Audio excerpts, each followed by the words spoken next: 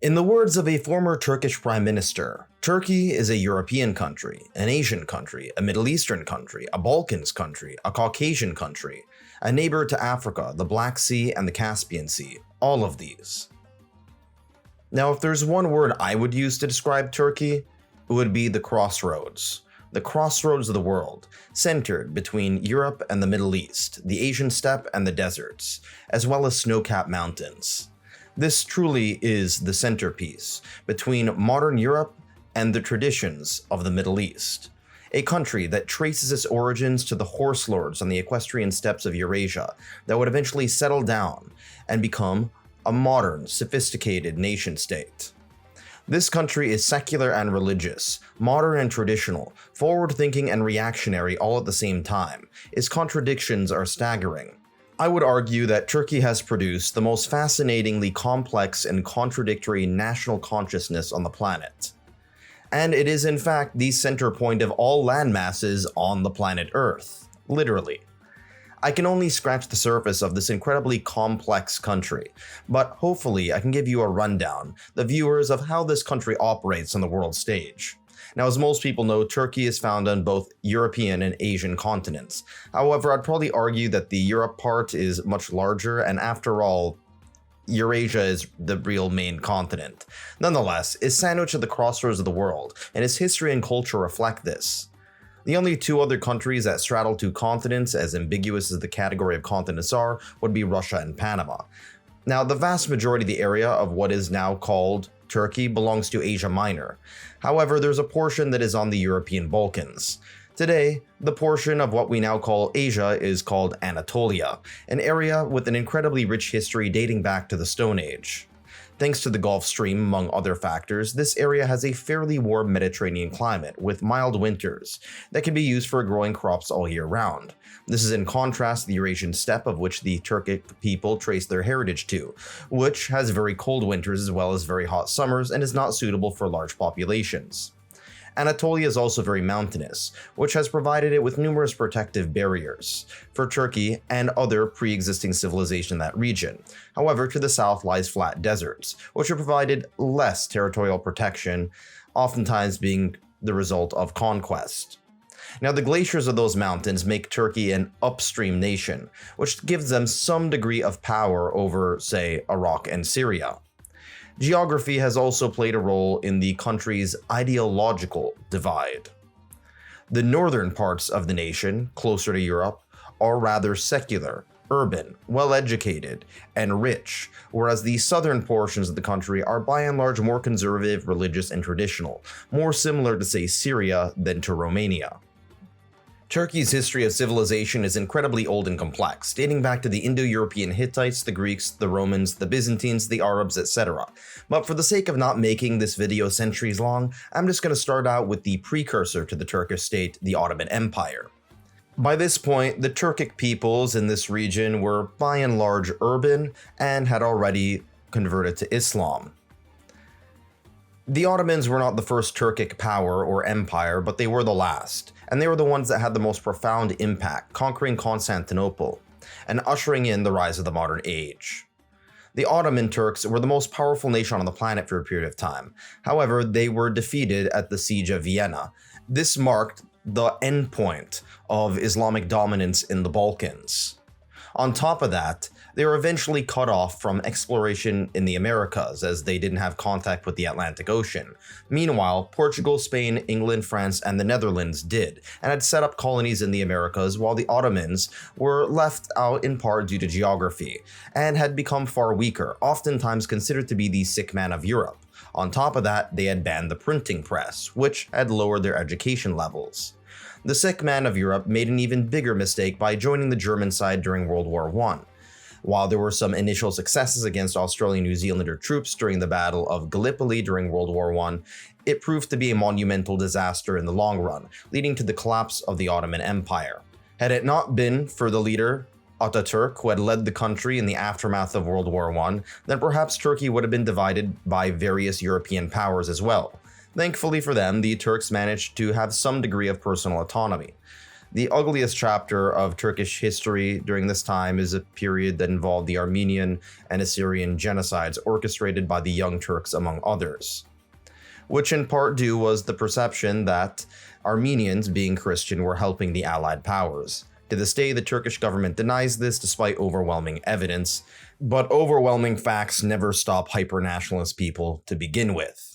The collapse of the Ottoman Empire also led to the quasi-liberation of the Arabs, as the Arabs led a revolt against the Ottoman Turks, allied with the British. This is where the epic tales of Lawrence of Arabia come from, a British officer who led Bedouin troops against the Turkish and Germans during World War I.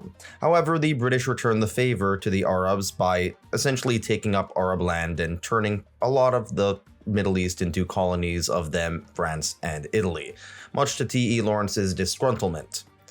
Despite these problems, Ataturk, the founder of the Turkish state, had set up a modern society. He switched from the Arabic script to the Latin script, separated mosque from state, and brought in European experts to set up every facet of the country's institutions in order to modernize it to the current day. To this day, Ataturk is considered to be the father of the Turk. It's in his unofficial or quasi-official name, and he is the national icon and its greatest hero. If anything, he could be closely compared to George Washington. While being a quasi-strong man with a military background, Ataturk did set up a system that was meant to quell the rise of authoritarianism in excess. This has led to some up and downs, oftentimes with military coups that lead to some short-term instability and crackdowns on freedom of speech, but overall this is a very complicated set of affairs, and there have been cases of the military using its force to quell overly ambitious politicians. Another pretty complicated chapter is this relationship with Greece. The two countries kind of engaged in a mutual ethnic cleansing of Muslim Turks versus Eastern Orthodox Christians. In the aftermath of World War II, in which it played a very minor role on the side of the Allies, Turkey eventually would fight in the Korean War and would eventually join the NATO alliance under the United States alongside its quasi-rival Greece. This was in part due to a shared disdain of the Soviet Union. It also participated in some American-led military interventions. Turkey's relationship with the West, and especially Greece, would become quite complicated, especially during its affairs in Cyprus during the 1970s, setting up Turkish Cyprus, much to the disgruntlement of the international community. It's technically an ally with the US, but has had strained relationships here and there. It opposed the Iraq War, and the US oftentimes backs the rights of Kurds, an ethnic group similar to Iranian people in southern Turkey who were not given their own state by European powers after the collapse of the Ottoman Turks. To this day, clashes between Turkish and Kurdish forces are quite common. Now let's move on to the economy. Turkey is one of the top 20 largest economies on the planet. It's an economic powerhouse. However, it's also one that has dealt with a great deal of income inequality, corruption, and inflation, as well as some pretty terrible economic mismanagement.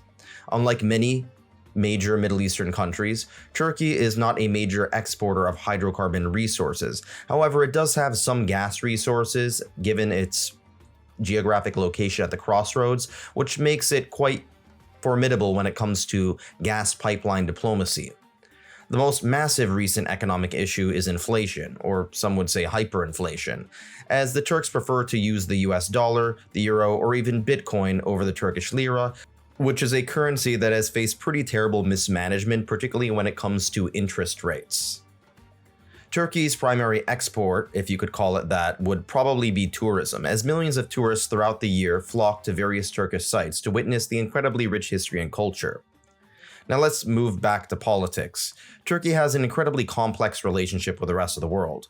On one hand, it's a country that, as stated before, is very cosmopolitan and modern and interconnected, quite secular and educated, but on the other hand can also be quite reactionary, traditional, religious, and conservative. Turkey's capital is located in the city of Ankara in the Anatolian Peninsula, right in the center of the peninsula. This makes it pretty useful for consolidating power. The country also has a parliamentary system of government. The most important figure in the past decade has been Erdogan. I'm pretty bad at pronouncing his name, by the way. Anyway, he started off as a modernist, but in more recent years he's pushed towards more traditionalism and conservatism. His grip on power has been quite strong, even surviving an attempted military coup. Turkish society is even more complex, as stated before. The country is very well educated when compared to most other Middle Eastern nations and is also fairly urbanized. At the same time, there is a very strong reactionary element that has had a difficult time adjusting to the modern world. To be fair, it is doing far better than most Arab countries. If you speak to people in Istanbul, you probably won't see any significant difference between the mindset of a typical Westerner and the mindset of a typical Turk in that region. However, on the other hand, if you go to southern Anatolia, you will witness people whose mindsets are probably closer to people in Syria or Iraq. For example, Atatürk, the founder of the nation, was vehemently supportive of women's rights. However, Erdogan and his wife, for that matter, are quite in favor of very strict traditional gender norms. Turkey, like France, has seen some of the excesses of certain facets of secularism. For example, when the Turkish government tried to ban women from consensually wearing headscarves on their own. Turkey has also been home to the Muslim world's largest pride parade, and while it's fairly large, it has also been the subject of bans and police crackdowns. There's also widespread suppression of freedom of the press, and Turkey holds one of the highest numbers of journalists in prison. In the eyes of many Westerners, Turkey is open but not open enough. However, some Turks actually prefer this hybrid model, not being part of the Western world but also being fairly close, being traditional but not being anywhere near as rigid and traditional as, say, the government of Iran. Now, as far as ethnic tensions go, the largest issue would have to be the aforementioned Kurds, an ethnic group that lives in southern Turkey along the northern Syrian-Iraq border, as well as parts of Iran. Turkey, despite being the most open societies of these four countries, probably has suppressed the Kurds the most as of this current decade, with the exception of perhaps Iraq if you're going to include going back all the way to the 1990s. To this day, this has been a source of continued political tension. Nonetheless, many Turks have let Kurds enter various forms of government. Many of the country's highest-ranking positions are now run by Kurds. However, nonetheless, the Kurdish separatists still face a quite deal of violence. However, they've also committed violence themselves.